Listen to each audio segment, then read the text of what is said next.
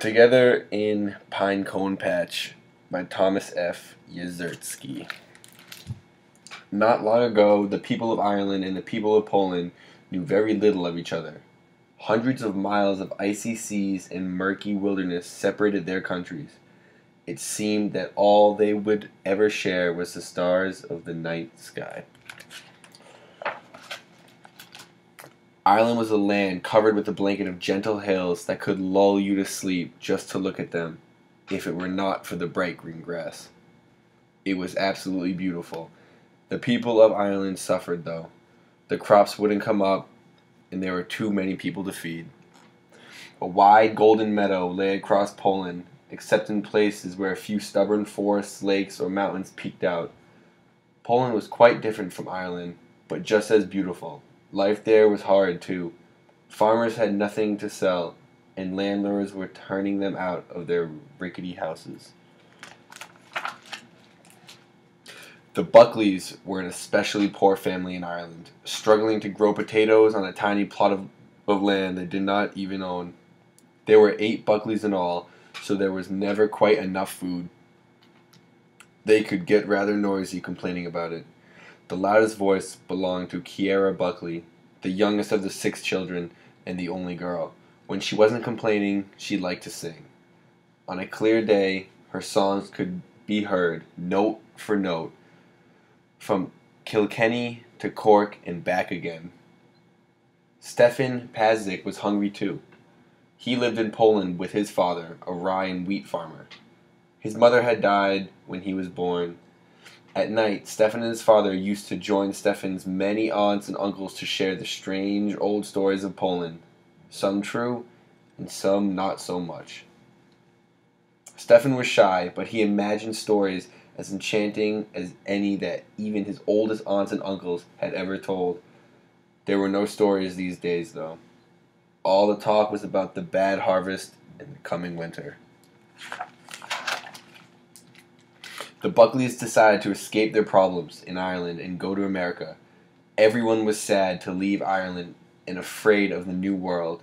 They went by boat over wide seas and by train through dark woods, packed side by side with hundreds of other fearful travelers.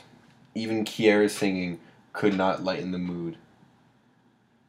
Stefan Pazik and his father also traveled to America in the same dreadful fashion. How can there be such a place more beautiful than Poland, or were stories more strange and wonderful? Asked Stefan. There is no place, my son, but in America, at least there is hope, answered Mr. Pazik.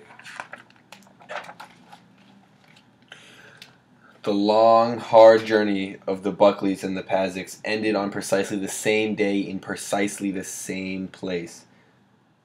They were in Pinecone Patch, Pennsylvania, USA. Kiera stood on West Main Street and Stefan stood on East Main Street, looking at their new hometown. It was no Ireland and it was no Poland, but it was all they had. Pinecone Patch was a coal mining town. Thundering noise and black dust blew out of the giant coal breaker which towered over the town. Beneath its dirty streets, men dug coal out of the dark, wet mine. Women worked in their kitchens and tiny, crowded vegetable gardens. The people spoke many different languages, but none sounded cheerful. It was a scary place for Kiera and Stefan. There was an Irish neighborhood and a Polish neighborhood, and each one was like a little piece of the old country. In the Irish neighborhood, Kiera could smell her favorite food, corned beef, and hear her favorite songs. For Stefan, the Polish neighborhood had the smell of stuffed cabbage and the sound of ghost stories told late into the night. "We'll be happy here," said Mr. Buckley to his family. "Just don't talk to those Polish people. I've heard they're a bunch of foolish good-for-nothings." Mr. Pazik warned Stefan as well. "Be careful near the Irish neighborhood. They're all crazy rascals." Do you think it's good to judge someone without knowing them? Yeah, you're probably right, no.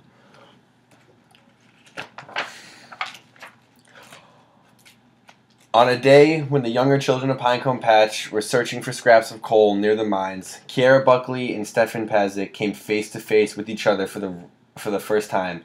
They froze in their tracks. Both children remembered their parents' warnings about the strangers from the other neighborhood.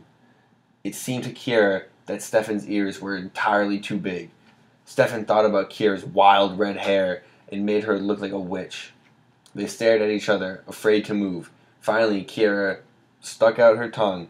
That was the end of the silence. Stefan dropped his pail of coal and ran off screaming.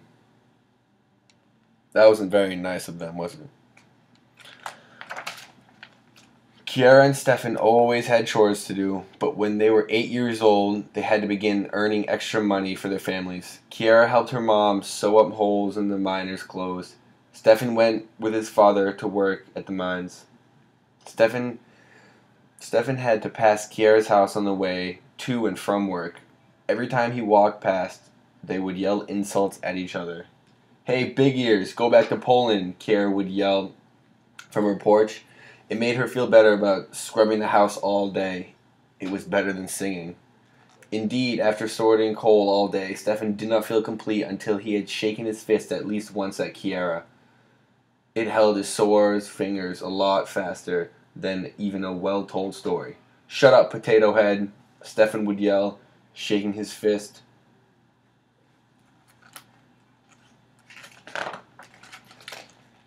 As Kiera and Stefan grew up, they became the pride of their neighborhoods. Kiera matured into a smart, beautiful young woman. She was a skilled seamstress who could make an old pair of trousers look like new. Stefan grew into a strong, handsome young man and an expert miner. No one could fill a coal car faster. However, the endless hours of hard work exhausted Kiera and Stefan. Eventually, the dreariness of the Pinecone Patch sky filled both their heads, and the gloominess of the miners filled both their hearts. Now, when Stefan passed Kiera's house, they could no longer raise their heads to each other, let alone their fists. One particular summer evening, when the dust was quick to settle and the sun was slow to set, Stefan passed Kiera's house once more. He was so tired that he forgot where he was, and he accidentally said, "Good evening," to Kiera as he walked by. Kiera was so startled, all she could say was, "Good evening," right back to him. At the sound of Kiera's sweet voice, Stefan quickly looked up. Kiera looked back at him. "Would you like to come inside for tea?" said Kiera. Stefan was surprised. "Of course," and said, "I can't come in. I'm tired from working all day and I have things to do." "Well, I myself still need to make the supper, finish the wash, bring in the firewood. All right, I can stay a minute. It would be my pleasure," he said, and went inside. So that was a pretty nice thing to do, wasn't it? "Why are you so friendly to me now, after all our years of bitterness?" asked Stefan, sipping his tea. "Your parents would be very angry to have a Polish man in their house." Kiera answered, "I have watched you miners pass by my house for many years, and your coal-black faces are all the same, Irish or Polish. But I have watched you in particular, Stefan, and I know that behind the suit on your face it is a kind and generous man." Then she said suddenly, "Now you must go. My mother will soon return from the company store, and my father and brothers will be home from their shift at the mine. They must not see you here." "Thank you for the tea," said Stefan. "It was delicious." In spite of what their families might say, Kiera and Stefan met secretly many other times to talk and share their troubles, which didn't seem so troublesome after a cup of tea. These meetings grew closer together, and so did Kiera and Stefan.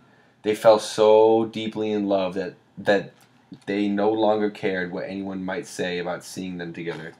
The citizens of Pinecone Patch did not look kindly on cups of tea between a Polish man and an Irish woman, but they did like to talk about it. The fences buzzed with bickering and giggling about Kiera and Stefan. Soon everyone had heard the news. Some looked upon it less kindly than others. So it seems like the Irish and the Polish are really not accepting of this. Mrs. Buckley scolded her daughter. "Must you shame our family just for the sake of an ugly Polish miner?" Mr. Buckley added, "What will they say back in Ireland?" Kiera answered her parents, "Your words are just like the dreary sky, the gloomy mines, and the dirty hills around this town. My love for Stefan is higher than the clouds, deeper than the mines, and more beautiful than the gentlest hills of Ireland." Mr. Pazik complained, I have worked very hard to get what little we have. Why must you throw it away for a crazy Irish girl? Stefan told his father, this cruel town brought Kiara and me together. It has made us strong. It cannot part us now. We are in love, and I am going to marry her. Mr. Pazik sighed and threw up his hands. Well, if you're going to marry her, he said, then we'll have to find you a nice suit. So it seems like Mr. Pazik is more accepting of this than Mr. and Mrs. Buckley. Reluctantly, Kiara's and Stefan's parents gave them their blessings. The rest of Pinecone Patch was not as quick to accept the marriage, but they all arrived on the wedding day anyway, much as they might flock to a boxing match. Surely there would be a battle. Kiara and Stefan had a big ceremony at St. Edward's Church. It was long, too. Their parents insisted on both Irish and Polish customs. The bride and the groom were so happy that they didn't notice their friends and relatives glaring at each other across the room.